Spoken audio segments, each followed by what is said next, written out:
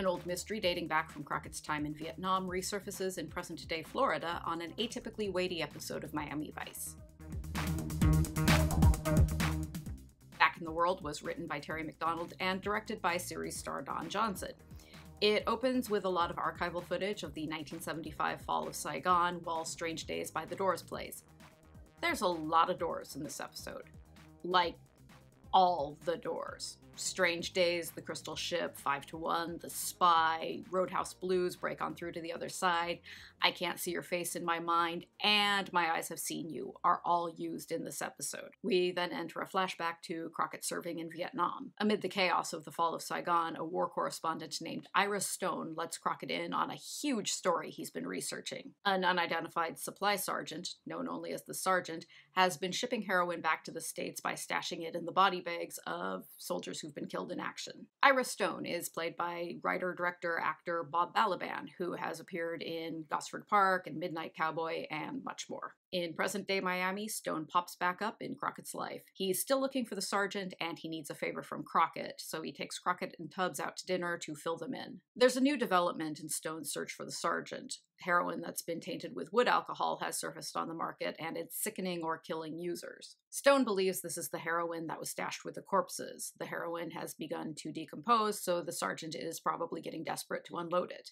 Stone wants Crockett to use Miami PD resources to track down a potential lead, a man named Maynard, also known by the alias Captain Real Estate, a probable spy who has deep connections in Vietnam and who might know the identity of the sergeant. Stone and Crockett visit the local VA hospital to talk to the roommate of a veteran who died from using the tainted heroin. The roommate is unwilling to help, and his fellow veterans are resentful of Stone's presence, wishing the press would expend its time and energy exposing the lack of funding for veteran health care. It's a scene that doesn't advance the story, but it's useful for capturing the prickly and contentious national mood in 1985, when the U.S. was still grappling with the long-term repercussions from its involvement in the Vietnam War. Later, Crockett and Stone hang out on Crockett's Scarab to share grim memories of Vietnam. Crockett and Stone suddenly find themselves under attack by live mortar shells, so Crockett speeds them the hell out of there. Crockett locates Maynard, aka Captain Real Estate, and takes Stone to his home to talk to him. In a controversial bit of stunt casting, Maynard is played by G. Gordon Liddy, who served 52 months in a federal prison for his role as the mastermind of the Watergate break-in. Maynard claims the sergeant committed suicide years ago.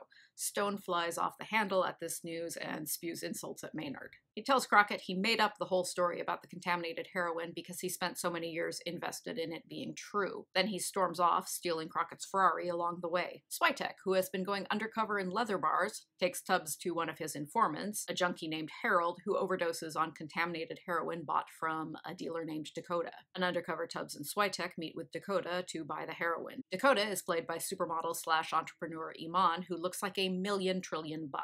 Dakota lets it slip that Stone has already arranged to buy the stash from her supplier. Crockett and Tubbs drop by Stone's hotel room, where they run into his furious soon-to-be ex-wife, who is played by Don Johnson's then-girlfriend, Patti D'Arbanville, former Warhol muse and subject of the Cat Stevens song, Lady D'Arbanville. She tells them Stone is a habitual liar and a junkie who has cleaned her out of cash. Dakota gives Crockett and Tubbs the address of a warehouse where Stone is meeting with her supplier. At the warehouse, they spy on Stone talking with Maynard, whom he identifies as the sergeant. Stone threatens to expose Maynard's heroin empire unless he pays him a great deal of money. It seems Stone has known all along that Maynard is the sergeant, and he was just using Crockett to lead him to him so he could implement his blackmail scheme. Stone and Maynard meet at Maynard's vacation cabin in the Keys. Stone gave his wife a copy of his unpublished manuscript detailing everything he knows about the sergeant, which he threatens to release to the world unless he receives payment. Unfortunately for Stone, earlier Maynard had sent his Laotian gardener to kill Stone's wife and retrieve the manuscript. Maynard shoots Stone in the chest. Stone survives because the bullets are partially blocked by the manuscript. Crockett and Tubbs arrive on the scene and hunt down Maynard. They manage to kill the gardener, but Maynard escapes. It ends with Crockett comforting a badly wounded Stone, who has found the heroin stash in Maynard's cabin.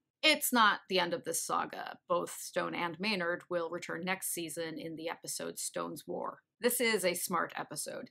It demands a little more work than usual from viewers because it's got a convoluted plot and an unreliable narrator in Stone, and because big parts of the story are conveyed through exposition about past events told by Crockett or Stone or Maynard. So you can't really sit back and just let the story wash over you. You have to actively work to figure out what's going on. The structure of the episode is pretty clever, drawing constant parallels between Crockett's past as a soldier in Vietnam and his present as a vice cop in Miami, suggesting that he's gone from an unwinnable war in Southeast Asia to an unwinnable war in South Florida. When Crockett and Tubbs hunt Maynard through the Keys, it's clearly analogous to hunting the Viet Cong through the jungles and swamps of Vietnam. Even small details harken back to the war. When Stone and Crockett find themselves bombarded with mortar shells, Stone yells out incoming, and later when Stone is shot, he yells out medic. Bob Balaban gives a very intense performance as Stone. He's obnoxious and grating and not at all likable. In fact, Stone is one of the least likable Miami Vice protagonists we've seen, but viewers are given enough information to understand why he is how he is. 4 flamingos for this one, with the caveat that this is not the usual sleek and stylish Miami Vice you may be looking for.